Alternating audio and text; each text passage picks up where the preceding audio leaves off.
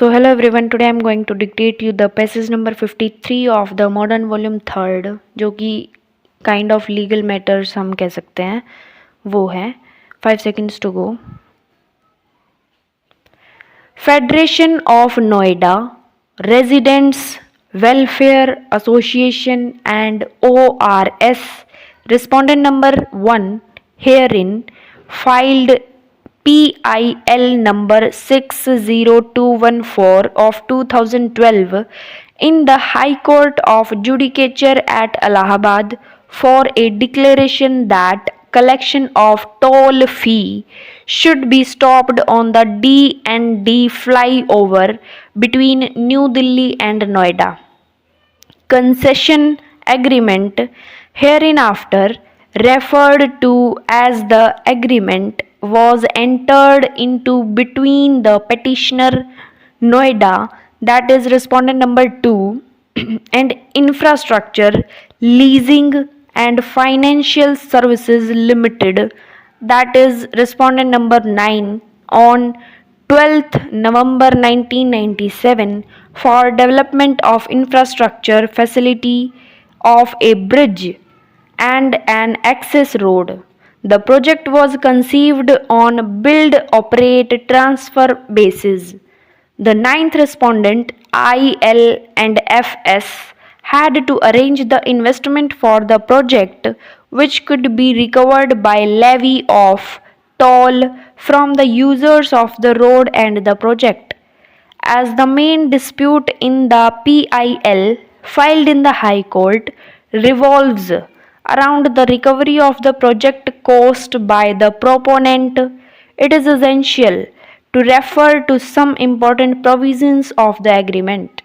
Section 2.3 refers to the concession period, according to which the concession period shall commence on the effective date and shall extend until the earlier of a period of 30 years from the effective date and the date on which the concessionaire shall recover the total cost of project and the returns as determined by the independent engineer and independent auditor in accordance with section 14 thereon, either through the demand, collection, retention and appropriation of a fee or through the receipt, retention and appropriation of development income or any other method as determined by the parties.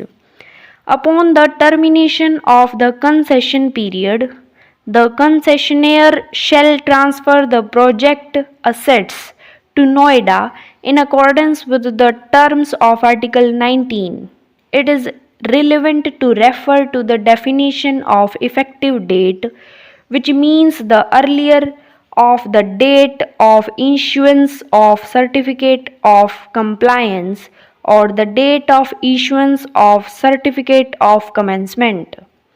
Article 19 provides that Noida will continue the operations of the D&D project either directly or by its nominated agency from the transfer date, which is the day immediately following the last day of the concession period, including any extension thereto or earlier termination thereon in accordance with the terms of the agreement. Fixation and calculation of the fee is dealt with in section 13. As per section 14.1, the total cost of the project shall be the aggregate of the project cost, major maintenance expenses, and shortfalls in the recovery of three returns in a specific financial year as per the formula in section 14.2. The same section contemplates that recovery of the total cost of the project and returns therefrom shall be as illustrated in Annexure F. The calculation of the returns shall be made at annual intervals from the effective date. It was further urged that the projected figure of the total cost of the project as on 31 March 2016 was rupees 5000 crores.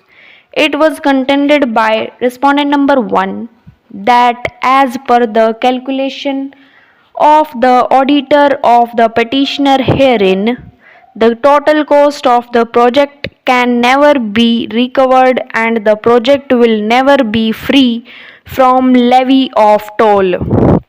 The petitioner contested the writ petition on several grounds, including the maintainability.